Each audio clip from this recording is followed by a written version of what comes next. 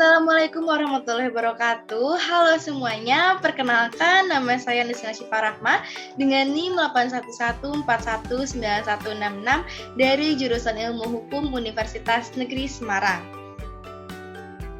Dalam kesempatan ini, saya akan menjelaskan terkait gambaran umum serta permasalahan yang saya angkat dalam jurnal saya.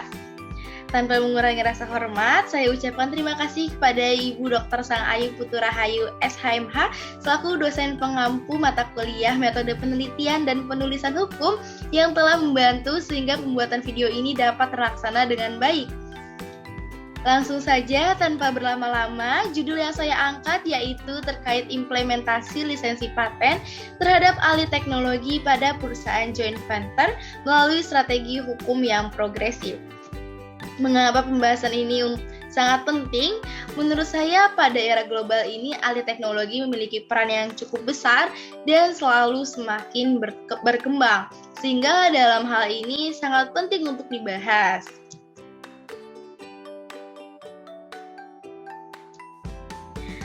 Baiklah, untuk latar belakang permasalahannya sendiri, yang pertama, saat ini dunia berada pada masa era global yang menyebabkan seluruh industri di dunia ini saling terintegrasi satu sama lain. Begitu pula negara kita, Indonesia. Indonesia ini menganut prinsip ekonomi terbuka, dan oleh karena itu, perdagangan bebas menjadi salah satu proses penerapan globalisasi di negara ini. Lalu, peranan perekonomian di Indonesia ini sendiri menjadi sangat penting. Tetapi pelaksanaan pembangunan ini mengalami banyak hambatan, di mana pada umumnya ini mengalami kesulitan dalam hal ketersediaan modal dalam negeri. Yang mana hal ini menyebabkan menggiatnya penanaman modal, khususnya penanaman modal asing sebagai solusi alternatif lain. Masuknya penanaman modal asing ke Indonesia dengan membawa teknologi-teknologi yang canggih ke dalam negeri ini dapat menguntungkan Indonesia karena adanya program pengalihan teknologi. Kewajiban program alih teknologi ini merupakan bagian dari asas dan tujuan dalam investasi yang termaktub dalam Pasal 3 Undang-Undang Nomor 25 Tahun 2007 tentang penanaman modal. Hal ini dapat dilakukan melalui proses lisensi paten yang tertuang dalam Pasal 69 sampai dengan 73 Undang-Undang Nomor 14 Tahun 2001 tentang paten. Pelaksanaan alih teknologi melalui perjanjian lisensi paten ini memiliki cukup banyak keunggulan juga maupun kelemahannya. Apa saja sih keunggulan dan kelemahannya? Untuk keunggulannya sendiri yaitu lebih mudah untuk memasuki pasar internasional. Yang kedua, menghemat biaya dan waktu, memperoleh pengetahuan mengenai teknologi secara lebih cepat.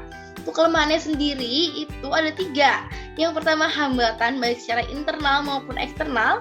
Yang kedua, implikasi-implikasi. Dan yang terakhir, tidak adanya peraturan atau payung hukum yang mengatur terkait pengawasan lisensi paten ini, yang dibeli maupun yang dibayar oleh perusahaan joint venture. Lalu, apa saja sih rumusan masalahnya?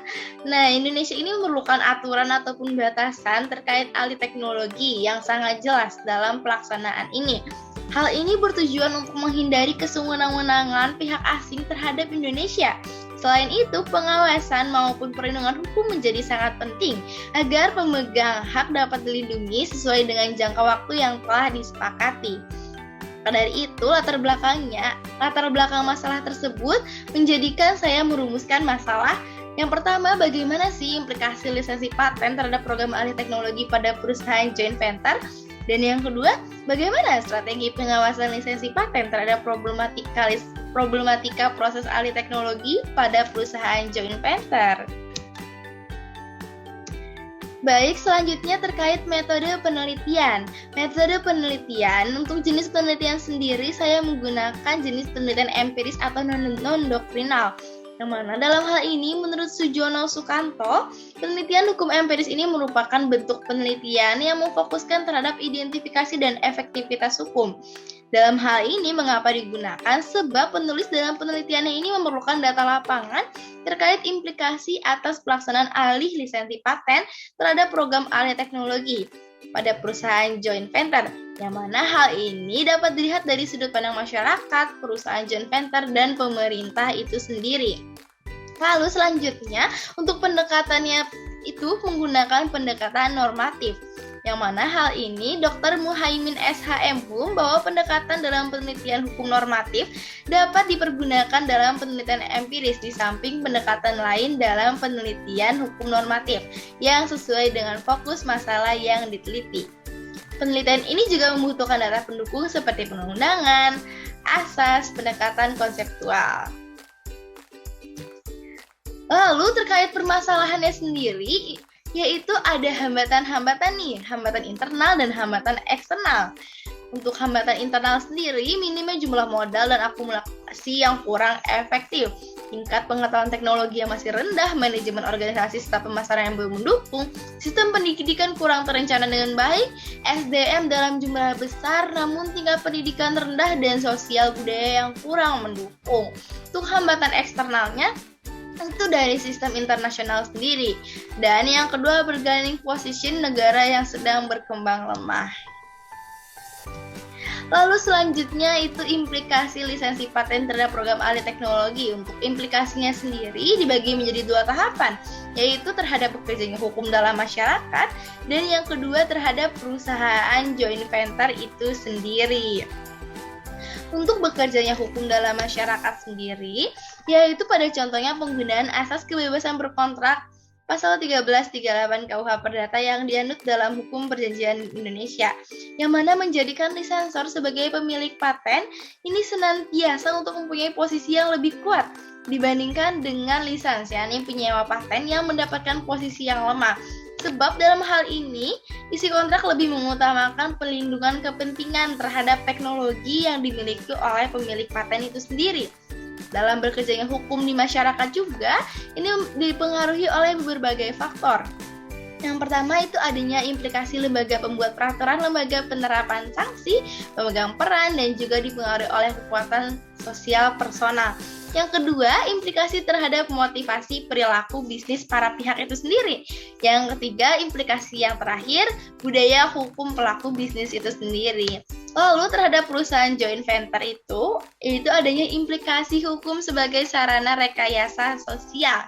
Maksudnya, kontrak lisensi ini oleh perusahaan joint venture sendiri ini melihat kenyataan bahwa Indonesia ini tidak memiliki regulasi hukum yang jelas, sehingga ahli teknologi melalui lisensi paten menjadi tidak jelas kewajibannya bagi para pihak. Oleh karena itu, hukum sebagai rekayasa sosial melalui instrumen hukum atau kebijakannya dapat memaksa terjadinya alih teknologi. Dan yang terakhir itu implikasi positif. Selanjutnya, karena terdapat implikasi dan hambatan-hambatan, oleh karena itu dalam pelaksanaan lisensi ini memerlukan strategi pengawasan, baik secara perlindungan maupun lainnya. Untuk yang pertama yaitu pembenahan regulasi hukum, di mana dalam hal ini Indonesia sebagai negara penerima paten tidak dapat berbuat banyak hal apabila terdapat ketimpangan dalam lisensi paten tersebut jika tidak adanya peraturan yang mengatur. Analisa proses alih teknologi. Maksudnya, belum adanya instansi yang memberikan informasi secara luas dan terperinci yang berkaitan dengan ahli teknologi dalam perjanjian lisensi hukum kekayaan intelektual, di mana hal ini dibutuhkan sebagai wadah untuk pelaksanaan negosiasi sebelum perjanjian disepakati. Dan yang terakhir ada upaya perlindungan preventif dan represif, yang mana preventif ini untuk membuat regulasi hukum, sanksi tegas yang mengatur pelaksanaan lisensi paten alih teknologi, dan yang represifnya yaitu melalui suatu perjanjian lisensi atau kontrak baku yang dipergunakan oleh pemberi lisensi paten kepada penerima lisensi paten. Untuk kesimpulannya, yaitu dibagi menjadi 3 poin. Lisensi paten terhadap alih teknologi diharapkan di Indonesia sendiri sampai saat ini belum diimplementasikan dengan baik. Pokoknya yaitu tidak adanya regulasi hukum yang jelas mengatur terkait lisensi paten terhadap alih teknologi. Pengawasan mulai kontrol pemerintah dan perlindungan hukum menjadi sangat penting. Hal ini guna untuk mencapai kesepakatan mengandung unsur timbal balik dan menguntungkan para pihak. Dan yang terakhir, pengaturan lisensi paten yang rinci dan spesifik ini mendesak untuk segera dilakukan demi menghindari ambiguitas serta penyalahgunaan terhadap peraturan perundang-undangan yang telah ada. Lalu untuk sarannya sendiri yaitu pemerintah dalam membuat suatu aturan sebaiknya tidak melakukan penundaan yang sangat lama atau yang cukup lama agar menghindari kevakuman hukum yang berakibat pada hilangnya kepastian hukum. Lalu pemerintah dalam perangkatnya dapat segera membuat instansi yang fokus mewadahi dan menunjang segala kepentingan pelaksanaan alih teknologi melalui lisensi paten. Dan pemerintah dapat mengatur pencatatan pendaftaran perjanjian lisensi kekayaan intelektual, khususnya terkait paten, guna mengontrol terkait lisensi paten ahli teknologi melalui joint venture yang beroperasi di Indonesia. Dan yang terakhir, memberikan edukasi pengetahuan melalui sosialisasi atau webinar terkait alih teknologi melalui lisensi paten perusahaan joint venture, guna meningkatkan kualitas pemahaman terhadap alih teknologi maupun terhadap lisensi paten itu sendiri pada pelaksanaan penanaman modal asing di Indonesia. Baik, cukup itu saja yang dapat saya sampaikan. Semoga video ini bermanfaat. Mohon maaf atas segala kekurangannya. Terima kasih. Wassalamualaikum warahmatullahi wabarakatuh.